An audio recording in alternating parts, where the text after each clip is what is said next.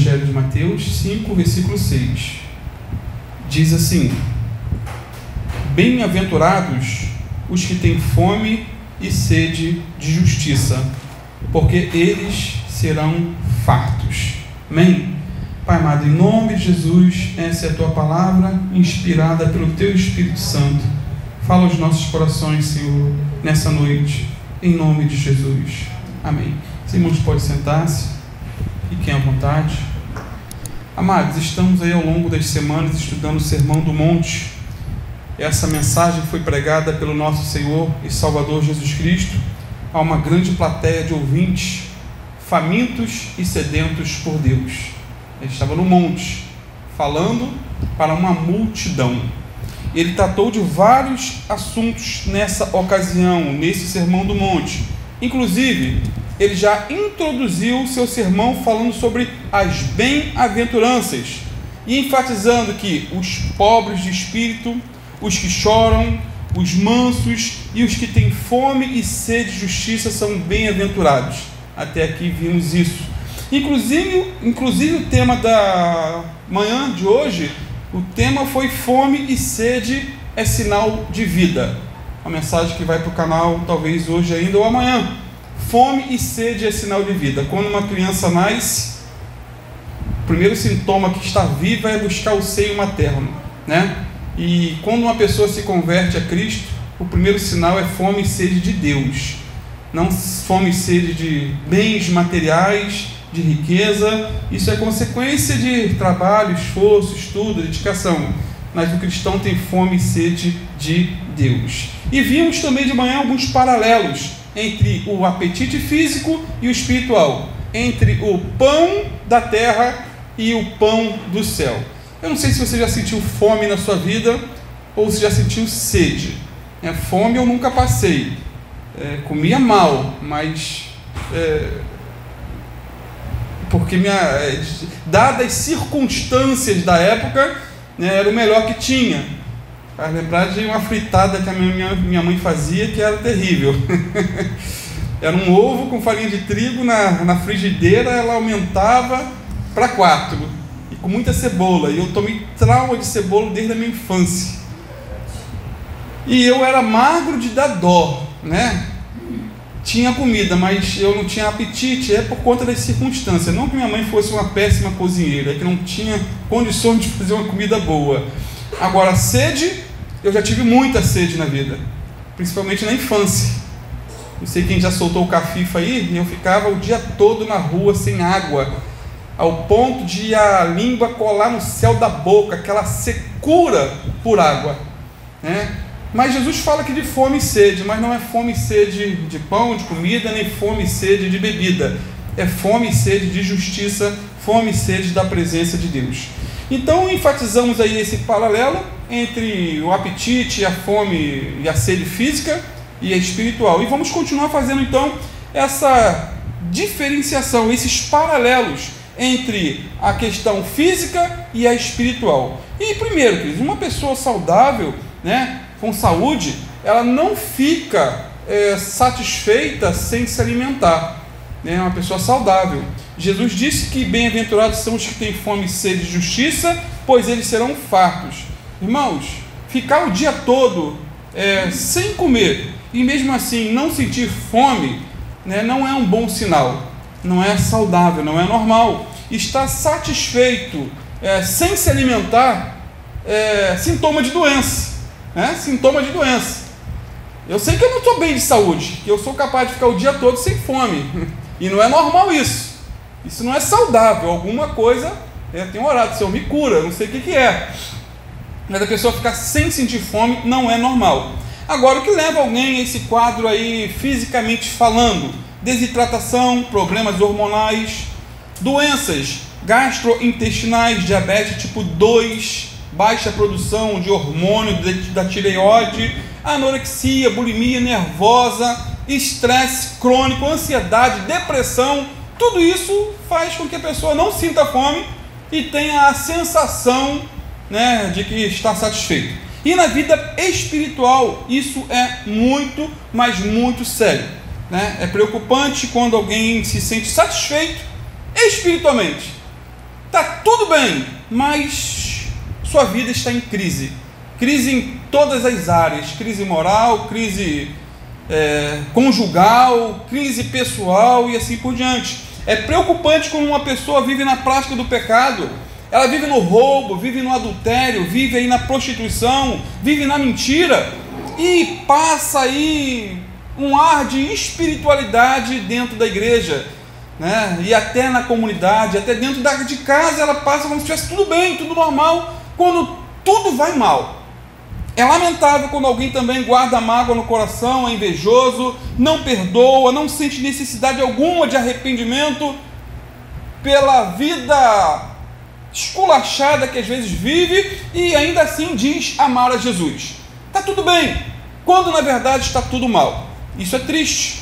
Isso é sintoma de doença na alma. Isso é sintoma de apostasia. Isso é sintoma de desvio da fé. E mais, queridos, aquele que se sente satisfeito com a sua vida cristã, mesmo que ele não esteja vivendo uma vida de pecado, mesmo que ele busque a Deus todos os dias, mas fica aquela satisfação, não está bom, pastor, até aqui eu não quero ir além. Está satisfeito, né? Acha que não precisa mais de ir além, né? Não precisa mais de um despertamento. É porque na verdade ela precisa de um despertamento e urgente, né? Aquele que está satisfeito com a sua leitura superficial da Bíblia e com a sua vida pobre de oração, né? Está doente da alma. Às vezes a pessoa tem consciência que tudo vai mal, mas mesmo assim ela encontra um álibi para justificar esse estilo de vida. Aqueles que se consideram cheios jamais serão saciados. Cheios jamais serão saciados. Aqueles que estão satisfeitos com a sua justiça própria jamais terão fome e sede da justiça de Deus. Aqueles que se consideram, por exemplo, ricos, abastados, sem falta de coisa alguma, estão no CTI espiritual. Ninguém está tão destituído da graça quanto aquele que pensa estar cheio, já satisfeito, bem alimentado. Mas às vezes esse alimento é um alimento podre, estragado, doce, né? Engana a fome, mas não dá substância.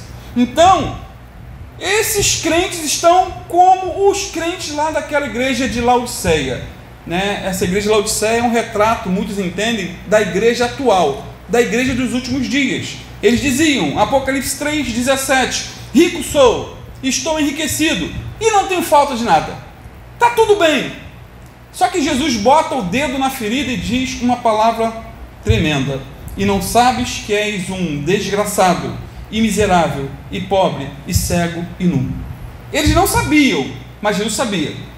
Eles pensavam que está tudo mil maravilhas, estava bombando na fé, mas Jesus diz que eles não sabiam que eram desgraçados, miserável, pobre, cego e nu. Segundo, uma pessoa saudável, e para ser saudável, ela não pode comer besteira, alimento ruim. Isso é fundamental. Nos círculos odontológicos tem uma frase interessante que diz: a sua saúde começa pela boca. Amados, nossa boca é a porta de entrada de bactérias e micro-organismos nocivos à saúde. Sem falar que é também pela boca que ingerimos alimentos que muitas vezes, em vez de nos nutrir, nos ajuda a nos matar. Essa é a grande verdade. Eu ouvi certa feita sobre uma família no sertão brasileiro que passou uma semana inteira alimentando-se apenas com 1 quilo de feijão. 1 quilo de feijão. Todos os dias eles cozinhavam o mesmo feijão e tomavam apenas o seu caldo. Uma família dessa, ela não pode ser saudável, né? Tomando um caldo ralo de feijão todo dia. É claro que não. Mas dadas as circunstâncias de fome, de miséria, era o que eles tinham para comer. E eu pergunto, como vai a sua alimentação espiritual? A bem da verdade é que existem crentes raquíticos, sofrendo de inanição espiritual, quase morrendo de vez por causa de alimentos estragados ou poucos nutrientes espirituais para o seu organismo. Eles não se alimentam do pão do céu e não bebem da água da vida. Jesus é tanto o pão do céu quanto a água da vida. Jesus disse o seguinte lá em João 6,35: eu sou o pão da vida. Quem vem a mim jamais terá fome, e quem crê em mim jamais terá sede. Então é fundamental que você vá na fonte, busque Jesus, se prostre diante de Jesus, se alimente de Jesus. João 15,5, Jesus disse: sem mim vocês não podem fazer nada. Jesus disse isso para os apóstolos, mas diz para mim e para você também. Esteja aos pés da cruz, independente das circunstâncias adversas, independente se o teu casamento anda mal, se a tua vida pessoal está em frangalhos, independente da solidão, independente das circunstâncias, esteja aos pés da cruz. Então, apesar de Jesus ser o pão do céu e a água da vida, muitos cristãos estão desnutridos espiritualmente. E muitas vezes essa inanição ela é causada por pastores inescrupulosos, corruptos, que não alimentam as ovelhas com a santa palavra de Deus. Eles pregam sobre cura, prosperidade, libertação, mas não pregam sobre a palavra de Deus. Geram uma geração de pessoas frustradas e uma multidão, como eu disse de manhã, de desigrejados, de pessoas que ouviram tantas promessas que a Bíblia não faz, mas que o pastor fez e não se cumpre, e ela acaba desacreditando da fé e abandonando a Jesus, ou um suposto Jesus que de repente nem ela cria. Então, pregadores que só pregam para grandes auditórios, é o que mais se vê hoje em dia, para ganharem grandes cachês. Teologia da prosperidade é um câncer dentro da igreja. Estava vendo um sujeito ainda há pouco, antes de vir para a igreja, ele diz ser o melhor profeta do Brasil. Ele diz com a sua boca. Ele é uma mistura de Eduardo Costa com Hulk. Ele anda todo bombado, descendo de helicóptero, com um Camaro amarelo na garagem, uma mansão, tudo às custas de um povo ingênuo, que acredita até em Papai Noel, e são capazes de alimentar essa ganância terrível de pastores inescrupulosos, pregadores que só pensam em engordar a sua própria conta bancária e não querem saber de alimentar o povo de Deus. Como diz certo pastor, muitos pregadores inescrupulosos e gananciosos criam as suas próprias igrejas como uma empresa familiar, vai passando de pai para filho, fazem do púlpito um balcão, fazem do evangelho um produto e do povo meros comerciantes, uma clientela, vendem por dinheiro a graça de Deus e pelo lucro vendem a própria consciência. Torcem a verdade, pregam outro evangelho que na verdade não é evangelho e anestesiam os tolos com promessas mirabolantes de riquezas e glórias neste mundo. E dá ibope, sabe por quê? Porque o homem gosta disso, gosta disso, se prometer que vai ter dinheiro em troca de uma grande oferta, gente, o povo gosta de ser enganado, gosta, e tem gente que é capaz de tirar tudo e dá, às vezes até o dinheiro do aluguel, para pagar o aluguel, a pessoa tira e dá lá na campanha, na fogueira santa, e assim por diante. E muitos procuram em alimento desses pregadores, mas só encontram o quê? Um caldo ralo de feijão, mês após mês. Então, vai um conselho aí para você: selecione com cuidado aquilo que você ouve. Cuidado com os falsos profetas. Cuidado com mensagens que amaciam seu ego, que falam aquilo que você gosta de ouvir, que enfatizam muito a vitória, que enfatizam muito a bênção, que enfatizam muito a prosperidade. Eu não sou contra a prosperidade, queridos. Eu creio que a prosperidade vem como uma bênção de Deus, como resultado de muito esforço, trabalho, estudo, dedicação, zelo. Eu creio nisso. Agora, uma prosperidade automática do toma lá da cá, meu irmão, não entre nessa conversa para boi dormir. Então essas mensagens que não confrontam, que não te colocam contra a parede, que não mexem na sua ferida, né, são alimentos estragados e vão te matar se você não tomar cuidado, né? Ouçam boas mensagens. Pelo YouTube tem muitos pregadores que dão alimento substancial para a ovelha, mas cuidado com o alimento estragado, com veneno. Cuidado, é o meu conselho. Terceiro, uma pessoa saudável, ela se alimenta todos os dias e não de vez em quando, né? Todos os dias. Jesus disse mais uma vez: bem-aventurados os que têm fome e sede de justiça. Uma pessoa saudável, ela não se alimenta dia sim, dia não. Não é isso? Bom, não se alimenta. Ela se alimenta todos os dias, a não ser que ela esteja jejuando, com um propósito. Aí sim, ela pode ficar até o dia todo sem se alimentar, mas para buscar Deus, com um propósito espiritual. Até porque, queridos, o desenvolvimento físico relaciona-se aí ao apetite físico. Segundo alguns médicos, né, um adulto precisa ter pelo menos 3 refeições espirituais a nível físico. 3 refeições principais. Crianças e adolescentes precisam se alimentar de 5 a 6 vezes ao dia. Crianças e adolescentes. Já burro velho não precisa comer tanto não. Já tem bastante proteína para queimar. E bastante gordura, né? E no campo espiritual, queridos, acontece a mesmíssima coisa. O crescimento, o desenvolvimento e a saúde espiritual relacionam-se aí com a frequência e com a qualidade daquilo que você come, se alimenta. Essa fome diária é uma marca do povo de Deus. O cristão saudável, ele busca sempre, em primeiro lugar, o reino de Deus e a sua justiça, porque ele tem plena convicção que as demais coisas lhe serão acrescentadas, ou essas coisas às quais Jesus falou, né? A roupa, o alimento e assim por diante. O cristão aspira, suspira e deseja o pão do céu, a palavra de Deus, a comunhão com o Pai a cada manhã.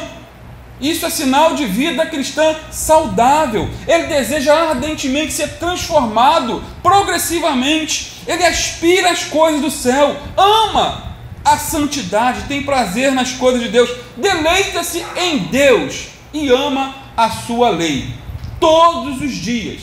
Assim como você se alimenta 3 vezes por dia, 4 ou 5, como vai o seu alimento espiritual? A tua fome por Deus, pela oração, fome por jejum, fome pela leitura da santa palavra de Deus.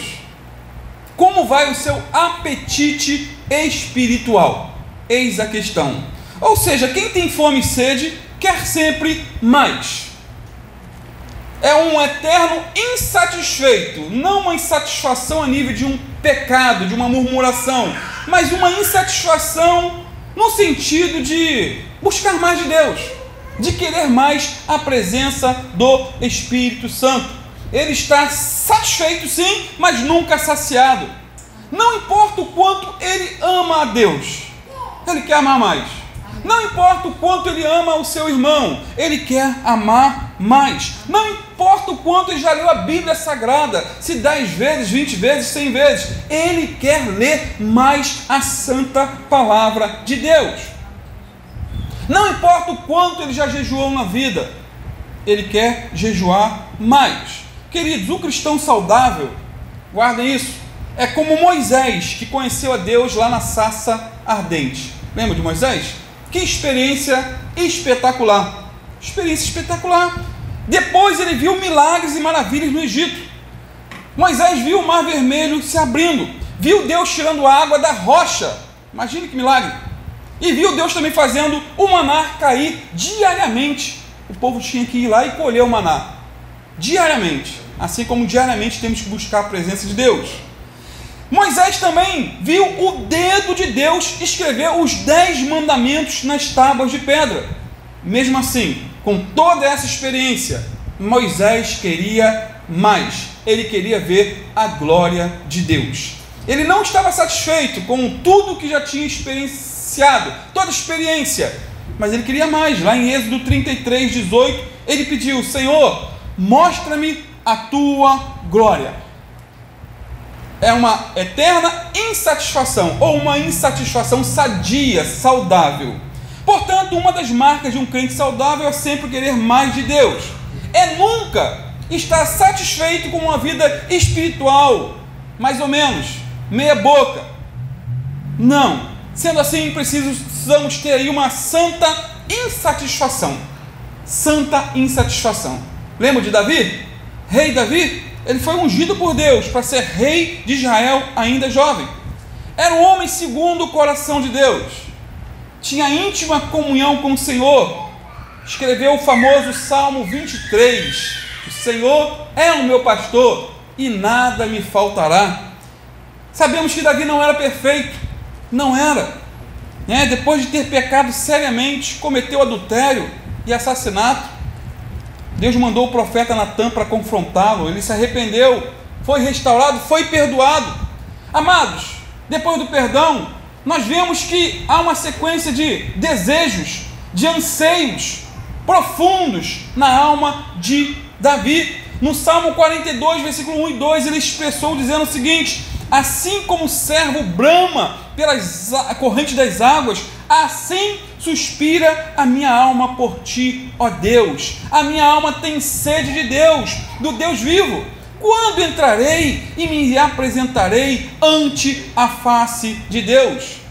No Salmo 63, versículo 1 a 3, ele também orou dizendo: ó Deus, tu és o meu Deus, de madrugada te buscarei, a minha alma tem sede de ti, a minha carne te deseja muito em uma terra seca e cansada, onde não há água, para ver a tua força e a tua glória, como te vi no santuário, porque a tua benignidade é melhor do que a vida, os meus lábios te louvarão. Então você vê uma sede intensa desse homem, sedento, fominha por Deus. E o que falar do apóstolo Paulo? Ele se converteu, lembram? De maneira sobrenatural, quando estava indo perseguir os crentes de Damasco. Ele era um perseguidor de crentes. Jesus se revelou para ele, apareceu para ele, falou com ele de forma audível: Saulo, Saulo, por que me persegues? E Saulo, que ia a Damasco perseguir crentes, chegou em Damasco convertido e já como um pregador do evangelho. Depois disso, ele foi visitado por anjos. Depois disso, Paulo viu paralíticos andarem. Depois disso, Paulo viu Deus ressuscitar um morto, Eutico. Seus lenços e aventais, diz a Bíblia, eram levados aos enfermos e os endemoniados, e eles eram literalmente curados e libertos. Paulo, um instrumento poderoso na mão de Deus. E mais, Paulo foi arrebatado ao terceiro céu, viu coisas extraordinárias que não lhe foram permitidas contar para ninguém. No entanto, ele queria mais. Mesmo com tanta experiência, com tanto mover de Deus na vida dele, ele queria mais. Ele era um fominha de Deus. Seja fominha de Deus. Clame ao Senhor: Senhor, me cura da falta de apetite por ti. É a minha oração constante. Eu quero ser curado. Eu não quero ser crente meia boca, doente da alma. Talvez do corpo eu já seja, em algumas circunstâncias, por conta da minha falta de apetite literal. Mas eu quero ser curado da alma, principalmente. Filipenses 3, 12 a 14 revela aí que Paulo estava ainda insatisfeito. Não chegou ainda no topo do que ele queria. Na verdade, o topo, querido, será só na glória. Aqui nessa terra, enquanto estivermos aqui, como sempre brinco, nós temos uma natureza humana que é comparada à lei da gravidade, que só nos joga para baixo, Os sentimentos, as oposições, os conflitos externos, internos, talvez os internos sejam até maiores do que, às vezes, as lutas externas. Então temos que prosseguir para o alvo. E Paulo disse: não estou dizendo que já obtive tudo isso, que já alcancei a perfeição, mas prossigo a fim de conquistar essa perfeição para a qual Jesus me conquistou. Não, irmãos, não a alcancei, mas concentro todos os meus esforços nisso, esquecendo-me do passado e olhando para o que está diante, prossigo para o final da corrida, a fim de receber o prêmio celestial para o qual Deus nos chama em Cristo Jesus. Então Paulo era um fominha. Diante de tantas experiências, ele queria mais. Então, quanto mais nos alimentamos de Deus, mais fome temos que ter dele. Até porque, como diz lá em Lucas 1,53, Deus continua enchendo de bens os famintos e despedindo vazio os ricos. Se você tem fome de Deus, você pode ser satisfeito por Ele, preenchido por Ele. A Bíblia diz que tudo que o homem procura, ele encontra. Então, bem-aventurado aquele que continuamente sente fome e sede de justiça. Esse é feliz porque é saudável espiritualmente. Ele é feliz porque deseja a Deus diariamente e ininterruptamente. Não é de vez em quando, não é só na hora de dormir, aquela oraçãozinha, né? Obrigado por mais um dia, amém, fui. Não, queridos, é já acordar com sede e fome de Deus.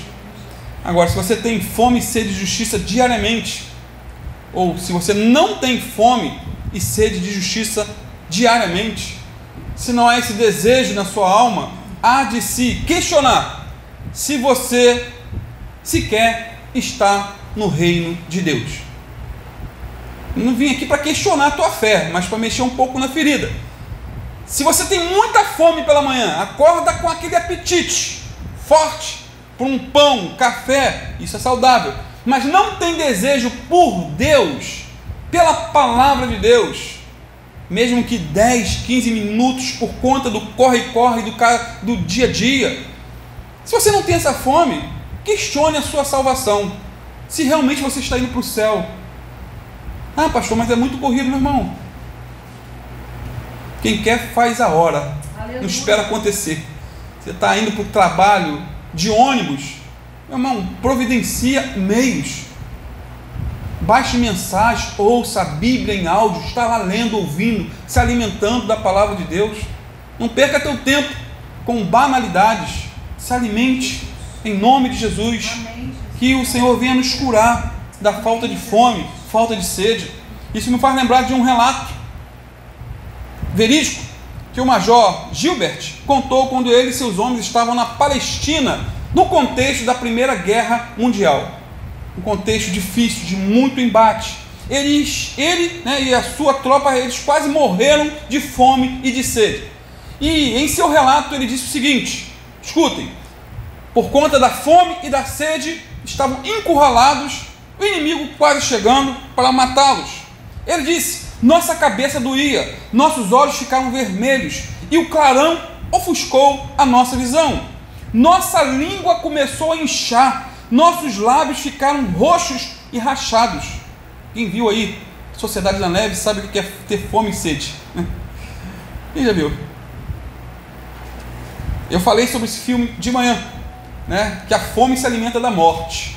E esse filme fala de pessoas que se alimentaram literalmente, né, de outros seres humanos num contexto de um desastre aéreo. É interessante, tá? E ele continua o relato aqui: nossa urina ficou preta. Quem viu o filme sabe que foi literalmente isso, e é o que acontece. Ele continua seu relato dizendo: aqueles que saíram das colunas nunca mais foram vistos, mas a tropa desesperada continuou a batalha em Chéria. Havia poços lá, e se não tivesse conseguido ocupar o lugar à noite, milhares estariam condenados a morrer de sede. Lutamos aquele dia como homens que lutam pela própria vida. Entramos na estação de Chéria, né, perseguindo os turcos em retirada. E os primeiros objetos que nossos olhos encontraram foram as grandes cisternas de pedra cheias de água potável, limpa e fresca. Irmão, eu sei o que é isso aqui. Quando eu chegava em casa seco, né, aquela fissura de beber água, eu tomava um litro de água de uma vez só, gelada, do sol, aquele contraste. E no dia seguinte era garganta inflamada, por conta do choque térmico. E eles viram essa cena.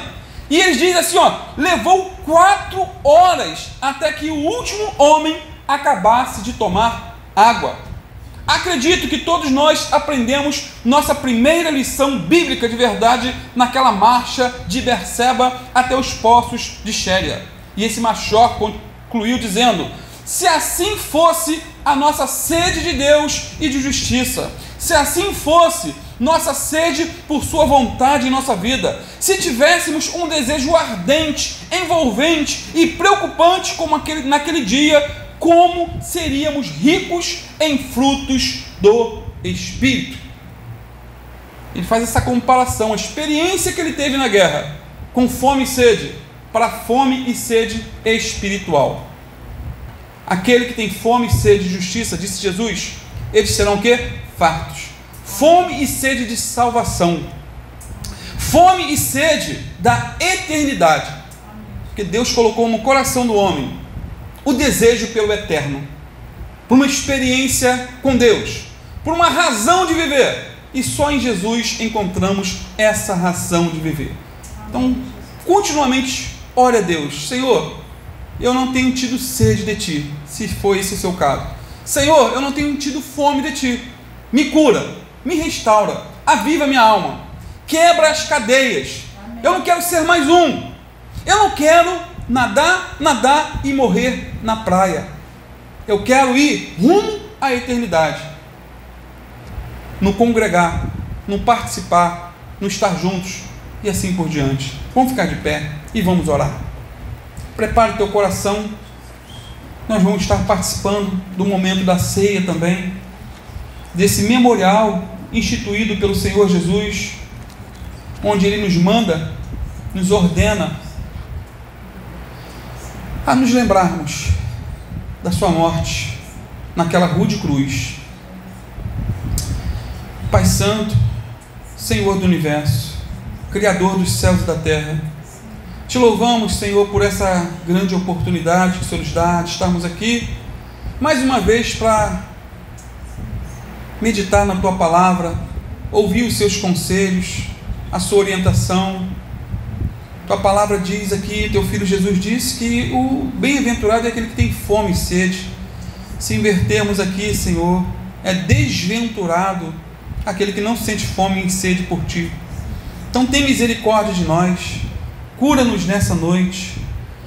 Senhor, que haja um medicamento sobrenatural na nossa alma, que venha aguçar, Pai, um biotônico fontor espiritual, que venha abrir o nosso apetite, Senhor, para que desejemos, Senhor, mais de Ti, para que nós não venhamos a nos acostumar, a nos acomodar com uma vida cristã medíocre. Ó Deus, eu não estou pregando para os outros, estou pregando para mim, ó Deus. Cura-me, tem misericórdia, Senhor, aviva minha alma, Senhor, tem piedade de mim, Senhor, tem piedade. Há momentos, há horas que eu não sei o que fazer, diante de tanta frieza, não no povo, mas no meu coração, falta de fome, falta de sede por Ti. Então me cura, Senhor, e cura também cada um aqui que necessitar dessa cura, dessa restauração, dessa vida em sua alma. Ó Senhor, aquilo que eu não posso fazer, que o Senhor venha fazer em nosso meio, nessa noite, eu te peço, em nome do Teu Filho Jesus, para a glória de Deus, o Pai. Amém.